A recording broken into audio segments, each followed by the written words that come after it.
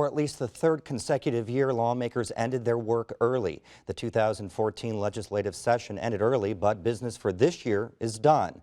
This was Governor Mike Pence's second legislative session. He had a long agenda, most notably the elimination of the state's business personal property tax and the expansion of a pre-K pilot program for low-income children. Sarah Whitmire reports on how some of the governor's proposals fared and explains why some analysts say Pence may still be suffering from a learning curve.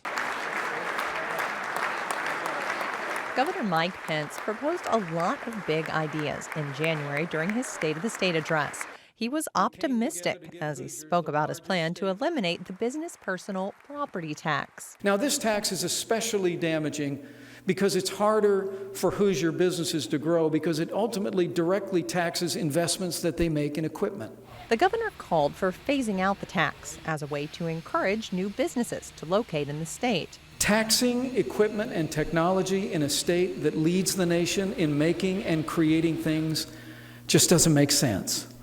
Without any plan for how local communities can make up the estimated $1 billion in lost revenue, Pence found lawmakers had a hard time warming up to the idea. It simply, was not going to happen because of the fiscal impact to local communities.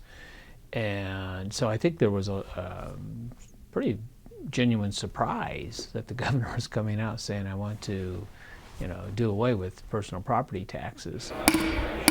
The governor was forced to compromise. The final version leaves the tax almost entirely in the hands of local governments, who can choose to eliminate the tax on new equipment purchases. They can also decide whether to exempt small businesses from the tax. Pence also asked state lawmakers to approve a small-scale preschool pilot program for low-income 4-year-olds. Because every child deserves to start school ready to learn, I believe the time has come for a voluntary pre-K program to help Indiana's disadvantaged kids. We need early childhood ed. 40 some other states are already implementing it. Why are we always the last, to do these things where the benefits are so clear? The answer to that, political analyst Brian Vargas says, is simple. The bottom line is always, follow the money. There is no money. Meet Luke Kenley. He's a state senator from Noblesville, but as chair of the Senate Appropriations Committee, he's one of the most powerful leaders in the legislature. He's in charge of spending, and he called the governor's pre-K proposal a budget buster. And that's really the issue here, money. It's not a budget year, and lawmakers are reticent to open the budget back up. Kenley all but killed Pence's pre-K pilot. But then in the waning days of the session, lawmakers created a funding mechanism that allowed them to fund the pilot with existing money from the Family and Social Services Administration and from private sources. Pence posted a video to his YouTube channel praising legislators for their work.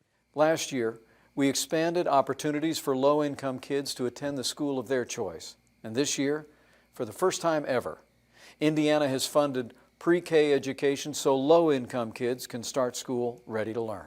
I pray that I won't lose friends and family over this. The 2014 legislative session will largely be remembered for the outcome of one measure, HJR 3. It was a social issue. Pence called on legislators to resolve it this year once and for all.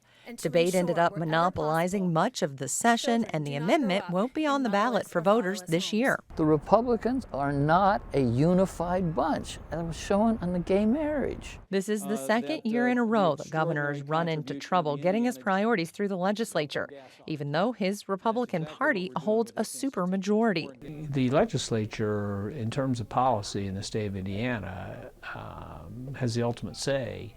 And just because the governor says, I want this, that doesn't mean it's going to happen.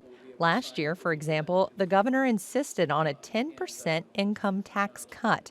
He ended up having to settle on 5%, phased in over 3 years. To give the governor a little bit of the benefit of the doubt, he is someone who did not serve in the state legislature, had always been in Washington, and things are done differently here than in Washington. So I know there's a learning curve, and he's well into the second year, so you would think that would be something that he had achieved by now. Governor Mike Pence hosted a press conference this morning to discuss the 2014 legislative session with reporters. Sarah Whitmire joins me now to talk about how Pence rated his own success. Ultimately, Pence got a little bit of everything, but yet he didn't really get everything, did he? Right, he got pieces of everything he wanted, I think. But he's declaring victory. This morning at his press conference, he said this was a great legislative session, one that showed a lot of progress for Hoosiers. He praised lawmakers for their ability to work together, work across the chambers to get measures passed. But it's interesting, he was able to put such a spin on this, you could say, because he was short on specifics when he laid out his legislative agenda.